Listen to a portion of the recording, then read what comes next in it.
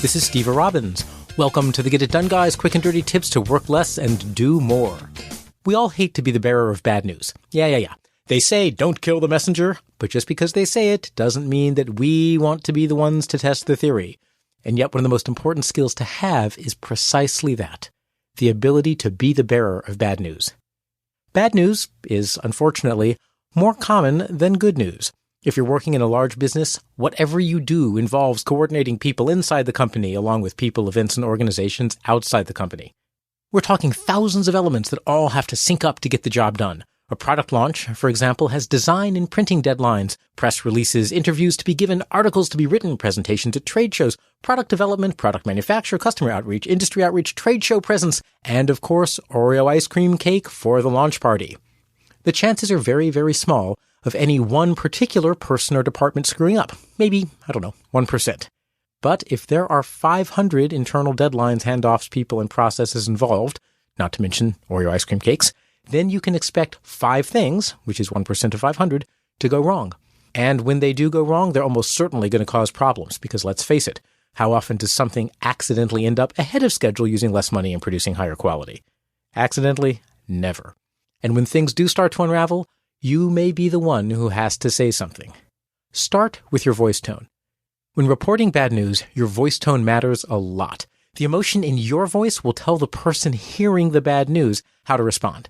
Consider it a predator-prey relationship. If you speak with hesitation, tentatively, and apologetically, you just made yourself the prey. Add in a touch of panic and you're telling your listener that whatever you did, the sky is now falling. Oh, excuse me, boss. I had a bit of a run-in with a customer when I was staffing the support line. I think they'll be calling you directly.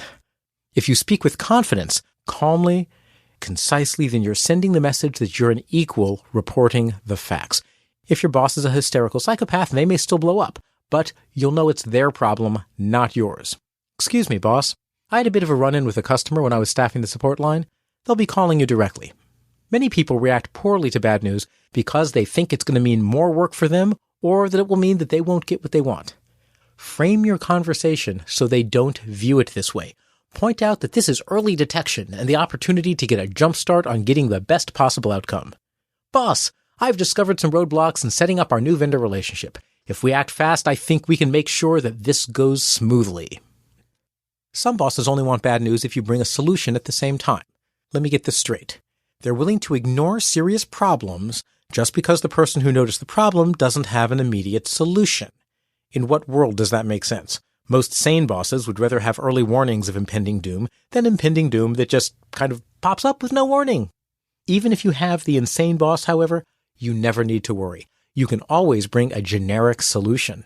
Project bad news, for example, is always a slipped schedule, a budget overrun, or quality shortfalls. Bad news about schedules.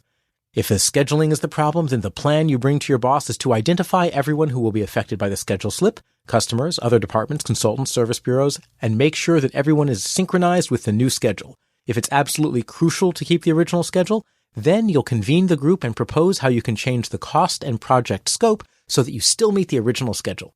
If you're having trouble getting flavorings for your new space-age floor wax dessert topping, then you'll just let marketing and packaging know that it will only be available in 3 flavors instead of the original 7. Bad news about money. Here, look to financing. Do other internal budgets have slack that you can rely on? You can also check out supplier financing, customer financing if appropriate. And if you can't get more money, then you may have to cut costs. And that's the plan you present to your boss. We'll check out these forms of financing. If that doesn't work, we will cut costs, which may mean reducing scope or quality. One word of advice. Even though the CEO has a $10 million pay package and that money would certainly benefit the company's ability to get work done, never ever suggest that they reduce their salary so the rest of the company can actually get projects done. That would be un-American. Bad news about quality and scope. In this case, propose a plan of investigating the business process issues to find alternative ways to restore quality. Maybe it means switching vendors or paying for other manufacturing equipment or better training. If there's no way to restore quality, then you'll need to get out ahead of the problem by budgeting and training for extra customer service handling, returns, and of course, if critical features are missing, lower initial sales at the product launch. Then there's bad news about something that you did. Oops. Yelled at that customer when you were on the customer service phones yesterday? I feel ya. Accidentally embezzled $15 million from the company's cash accounts? Well, actually, I don't feel you. But either way, report the news confidently and explain what happened so that they can be prepared for what's about to land on their plate regarding you and your choice of actions. If it's something that you can fix, lead the actions to recover from the problem. If done correctly, you will appear more professional before you then appear less professional when people realize you were the source of the problem too. Early disclosure, however, may act as a buffer for consequences against you. Plus, you'll now be heading in the right direction yourself. Being the bearer of bad news doesn't have to be bad news for you. Deliver it in a confident, calm tone of voice with the attitude of a collaborator. Frame the bad news as early warnings or early detection that will allow you to avoid problems later on and be prepared with a solution, even if it's a generic solution that basically says in effect, "My plan is to find a solution." If the freezer breaks down and everyone's afraid to say anything, the Oreo ice cream cake will melt. But if you notice immediately, let people know, and take the appropriate steps, the worst that can happen is you'll have to eat it all now before it melts. So stay cool, and if you have to deliver bad news, deliver it like a pro. I'm Steve Robbins. Email questions to getitdone@quickanddirtytips.com. I help high achievers change the behaviors that are blocking their advancement as leaders.